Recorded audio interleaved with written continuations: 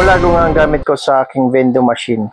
Ngayong araw nga na to, mag-change oil nga ako dito sa machine ng aking vendo. Napakadali lang nga yan mag-change oil. Tanggalin nyo lang yung 4 na tornilyo niyan. Pag na-open nyo na, tanggalin nyo lang yung lumang oil. Punasan nyo lang ng mabuti, pati yung kanyang bearing. Tapos salinan nyo na ng bagong oil. Bago nga pala kayo dyan maglagay ng oil, dapat nakalagay na yung bearing dyan. Tapos yan, goods na yan. Pwede na ulit gamitin. Balik nyo ulit yung 4 na tornilyo. Every 3 months nga ako dyan nagpapalit ng oil. Pero depende kung iba na ang tunog ng machine. Honda oil nga ang gamit ko dyan. Napakaganda nga nung na-change oil ko na. Sobrang lakas nga ng pressure niya. Tapos punasan nyo lang. Pwede na ulit yung gamitin.